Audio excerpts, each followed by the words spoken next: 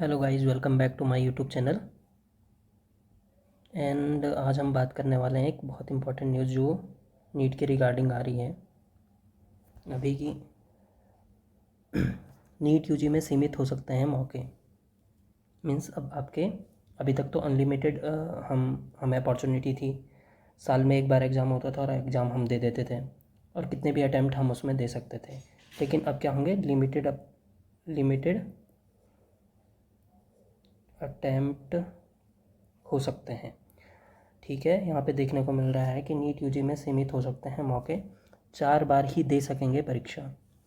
National testing agency NTA में सुधार को लेकर इसरो के पूर्व प्रमुख के राधाकृष्णन की अगुवाई में गठित उच्च स्तरीय कमेटी की सिफारिशों को स्वीकार किया गया तो आने वाली परीक्षाओं में काफ़ी बड़े बदलाव देखने को मिलेंगे। इनमें सबसे अहम मेडिकल पाठ्यक्रम में प्रवेश के लिए आयोजित होने वाली परीक्षा नीट में छात्रों को मिलने वाले अनगिनत मौके अब ख़त्म हो जाएंगे, हो सकते हैं। लेकिन अभी मतलब हो सकते हैं, अभी इसमें कंफर्म नहीं है। अब इसमें ये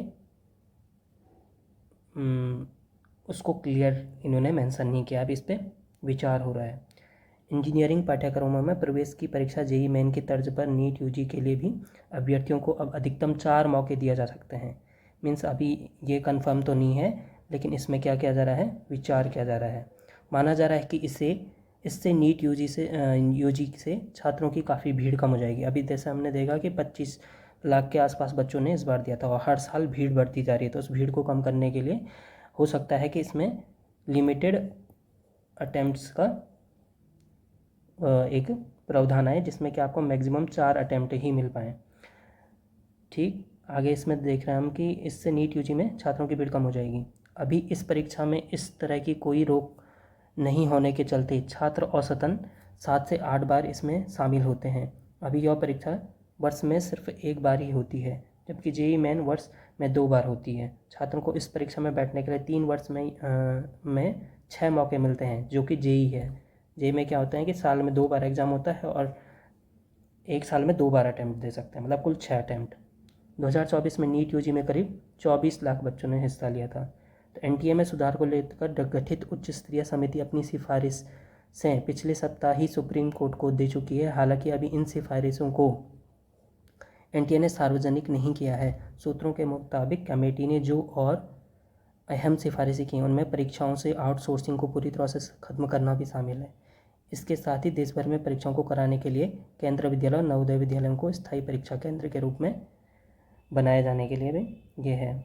ठीक है, और यही लिखा हुआ है, एनटीए में सुधार को लेकर गठित उच्च स्तरीय समिति ने बड़े बदलावों की सिफारिश की। अभी ये कंफर्म नहीं है, सिफारिश किया, पर हो सकता है कि इसमें लिमिटेड आपके अटैम्प्ट हो जाएं।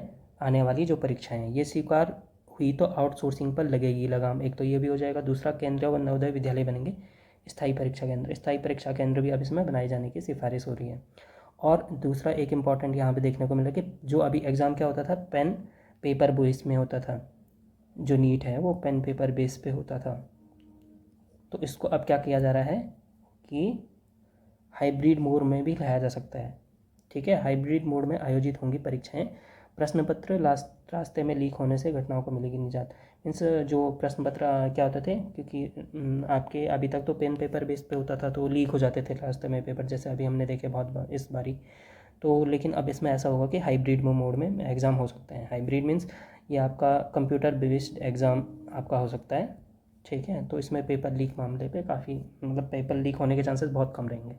So thank you. आशा है कि आपको मेरा यूट्यूब चैनल अच्छा लग रहा होगा। अगर अच्छा लग रहा है तो और नीट से रिलेटेड या फिर किसी भी कम्पिटिटिव एग्जाम से रिलेटेड कोई भी वीडियोज़ आप चाहते हैं तो कृपया मेरे चैनल को सब्सक्राइब करें और कमेंट बॉक्स में कमेंट लिखें। Thank you.